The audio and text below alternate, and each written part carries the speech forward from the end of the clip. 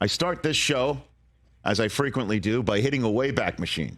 Get the exact date for you. We start today's program on January 8th, 1994. Why, Rich, are we starting on January 8th, 1994? Playoff game of some sort? It was a playoff game in the Pontiac Silverdome. Oh.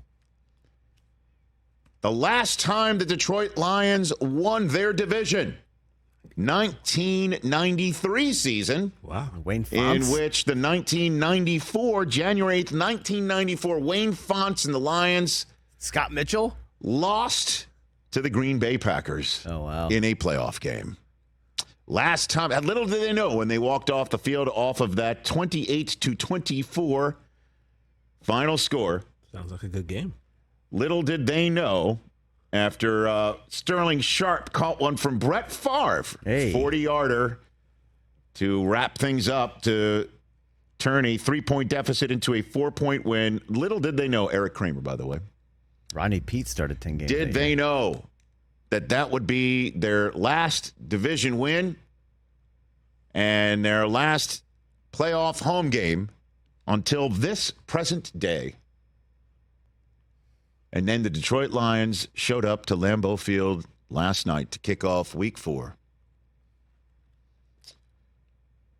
In a division that has not one but two 0-3 teams residing in it. The Vikings and the Bears. And the Packers, with Jordan Love and having his sort of Tebow time type fourth quarter performance against the New Orleans Saints last week, 2-1, with the Lions 2-1.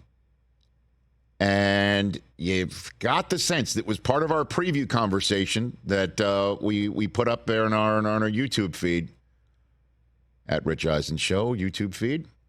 So we talked about it, that the winner of this game would have the leg up until they see each other for a turkey leg up on Thanksgiving. They take a first place lead by a game and a half, a game in the standings, and of course the half game because of the head-to-head victory. And the Lions come out, and Jared Goff throws an interception, and you're thinking, uh-oh, maybe the Packers finishing up the way that they did against the Saints. This is, in fact, their night. Jordan Love is, in fact, putting down a calling card. And that's when the Lions started biting kneecaps and taking hunks and just doing it again and again and again. And I know I'm bringing up the way that Dan Campbell introduced himself as a head coach in the NFL, leading a lot of folks to think this is an unserious man, that a head coach would have as his opening press conference a very Hannibal Lecter type approach to communicating. But man, did they have the Packers with fava beans and a nice Chianti last night in that first half, just hitting them in the mouth, dominating the line of scrimmage, taking Jordan Love out of that game early, figuratively. Jared Goff finding a wide open Amon-Ra St. Brown to start things off on a David Montgomery palooza.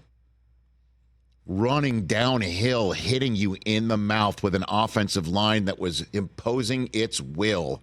Packers making the mistakes, the Lions capitalizing on them. Takeaways all over the lot.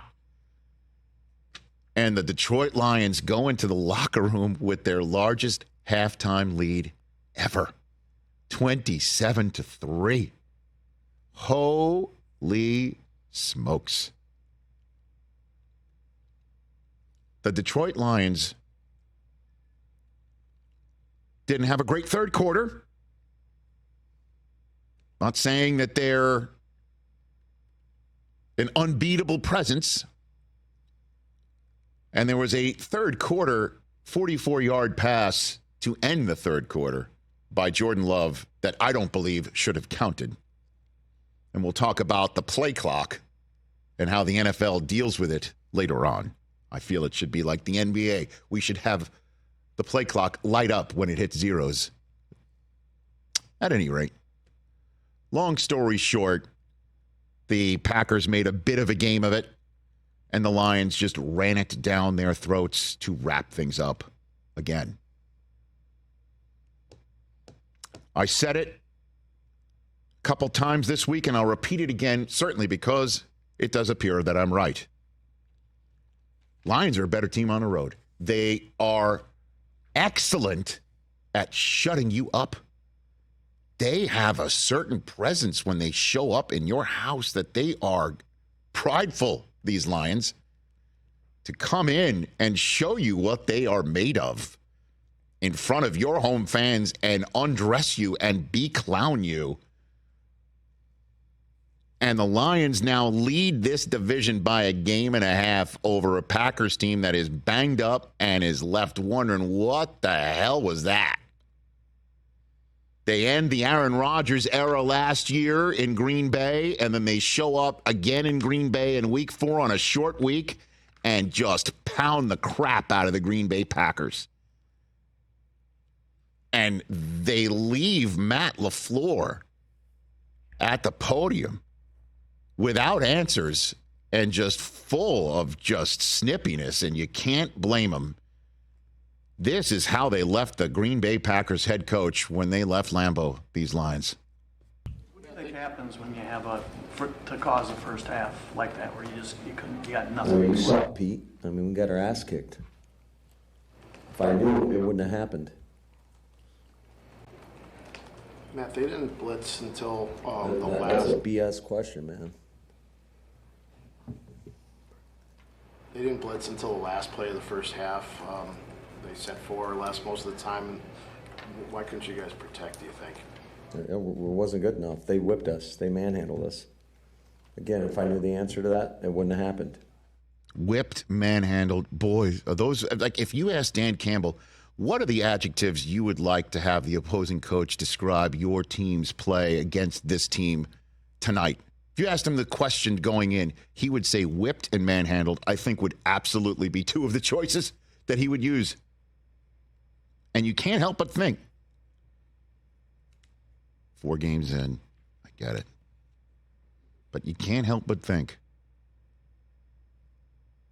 we are finally seeing the early manifestations, or perhaps the actual manifestations, of Aaron Rodgers leaving this Green Bay Packers team in division, and what the post-Rodgers world is going to look like. Aiden Hutchinson said those words pretty much on the head when Kaylee Hartung of Prime Video had him at the mic moments after the game on the broadcast. You're from Michigan. What does dominance in this rivalry mean? It's fun, man. I mean, I grew up with Aaron Rodgers kicking our ass every year, so it's good to be on the winning side of things. Aaron's out the division, so life is good right now, but we're going to keep working. Aaron's out of the division. Life's good right now. Don't take Aiden's word for it. There's a stat line that speaks volumes as to the fact that Aaron Rodgers is out of the division. It's David Montgomery's. Why would you say that, Rich? Aaron doesn't play defense. No, it's not. This is the stat line that includes, let me get this right. I had it open. Here it is. I mean, this is, you want to talk about whipping and manhandling. This guy was injured last week. They kept him out. Short week, comes out. 32 carries. They gave him tote the rock 32 times. Jeez. I know all the Jahmyr Gibbs fantasy drafters and owners are waiting for this kid to start dominating, and I think, we'll see it. He's yet to be unwrapped. And they've won 3 of their first 4. 32 for $121 and 3 touchdowns. But most importantly, it's that one in the win column. Don't forget, this guy was on the Bears. Who owns the Bears? The guy who's no longer in the division. This is David Montgomery's first career win against the Packers. And who'd have thunk it? I know this is feeling like kicking the Bears fans when they're down. You got to go to the Lions to get it done. But again, that is the latest indication of what the post-Rodgers world in this division might look like. Here was Montgomery talking about this very fact after the game. How much were you kind of looking forward to this game? Just an opportunity to face them with a different team. Yeah. It just felt different, It just felt real different coming in with the group of guys that I'm with. like I said, I'm blessed to kind of come out with these guys and get the dub. You know, that's big for me. I could tell my son that I beat the Packers. So I'm excited to say that, and I'm excited to be a part of this team, really. I could tell my son I beat the Packers, That's funny. says David Montgomery. You bet. This has all the makings and feelings of a torch being passed. Again, long season. But winning division games on the road is the way you win your first division title in 30 years. That's the path to that basket. And with the Vikings at 0-3 and the Bears at 0-3, and the sense that one of them, if you just flip a coin, is going to be 0-4, and you just beat the team that's closest to you on their home turf, and you just didn't beat them, you, to quote the opposing coach, manhandled and whipped them. You gotta have a feeling that this is the way it is this year, and potentially it's going to be, because this is a young team. Jameson Williams is suspended. He's coming back. Jahmyr Gibbs has hardly scratched the surface. And those trenches, they can win them. They can win them. That's my thoughts coming off of Thursday Night Football. Yeah, I take back everything I said yesterday about Jordan Love. Well, again, it's just 1 week. No, I know. It's just 1 week. Also, by the way, just Bakhtiari's on IR. Sure. Jenkins isn't playing. You shout out to the Lions' offensive defensive line. They dominated that game, both sides of the ball in the trenches. Love had no chance to throw the ball yesterday. No time. Couldn't get the ball to receivers. The running backs couldn't do anything. A.J. Dillon, where are you, bro? Well, again, on a milk carton in Milwaukee. You can't, as LaFleur said, we didn't have that soundbite for you. Can't get it all. I think we've all given you the sense of how it went down last night. He said you can't throw from your back. Yeah, is what he said. Can't throw from your back. That's what you want to do in your division. You want to road grade the team that's coming into your house, or you want to road grade the team whose house you're going into. Don't you think Miami's going into Buffalo with that sense this weekend? Hey, we just beat the Broncos by 50.